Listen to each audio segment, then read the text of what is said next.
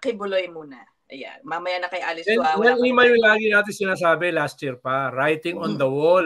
Sobrang dami ng writing on the wall, nakaukit na. Yung sinasabi ko kanina, kabahan na yung iba dyan. Nakakala nila ay sobra silang makapangyarihan, hindi aabot sa kanila yan. Diba? Kabahan na sila. No? In their doorstep na ngayon. Oo. Halimbawa, si Bato, nasa Davao siya. Author ng Tokhang, kasama niya yung kanyang dalawang senador. Tapos tinutugis niya si General Bato. Na-lecturean tuloy siya. Ano yung kaibahan ng search warrant? Search warrant sa warrant of arrest. Ay, nag-agree naman siya, Sek. Nag-agree naman siya. Hindi mo alam yung kaibahan. Kaya nga, nag-agree siya kagad eh. Di ba? Nung pinaliwanag ni General Torre, nag-agree siya. I agree. Kagad. Atras siya kagad. Dahil malinaw eh, chief PNP ka, hindi mo alam yon, no? Tapos nandun ka sa teritoryo mo, dati kang chief ng Davao Police bago ka naging chief PNP.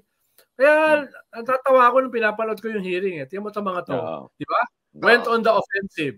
Eh, tinayuan sila. At magalang pa si General Torre, nakatayo eh.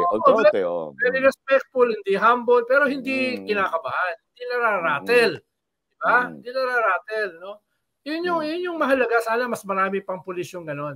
No? Ako ang tanong ko sa ito. Ako ang tanong ko ito.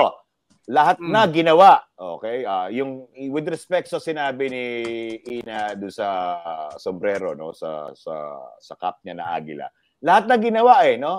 Kasi nga sabi mo nga malapit na ang news o yung bitag, no? Malapit na silang mabitag eh. So lahat na ginawa, may panawagan ng rally, panawagan ng people power, pag-destabilize nga sa mga opisyal ng gobyerno, sa mga militar, ganyan. Kasi ngayon ay ano nila, mas katiwa-tiwala daw ang AFP kaysa PNP, mga ganon.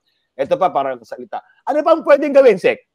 Ano bang pwedeng gawin dahil ito nakaumang na sa kanila ang batas? Ano bang pwedeng gawin at this point para makakuha ng suporta? Ang linaw kasi, Michael, ng mensahe dito sa nangyari na arrest.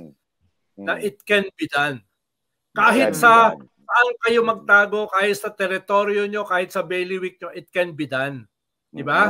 Dati kasi hindi na, tayo ba, maisip ba natin dati na kaya mong hulihin si Pastor Kibuloy mismo sa kanyang bailiwick, mismo sa Davao, mismo sa KOJC headquarters. Eh yung isa dyan, sa kanyang kingdom. Makapangyarihan sa buong bansa. Yung ex-president. Eh, akala niya, anong sabi niya? Pag nag-serve ng warrant sa akin ng ICC, imamassacre ko sila. Imamassacre ko. Eh, di sige, subukan mo. Diba? Ang mensahe rito, it can be done. No? Pwede itong gawin. Wala kayong tataguan. Diba? Yun yung mensahe rito. No? Kaya, yun yung tama sa kanila. Tingin ko, nagbukan na yan. Hindi na nervyos na. Pwede pa lang mangyari yan.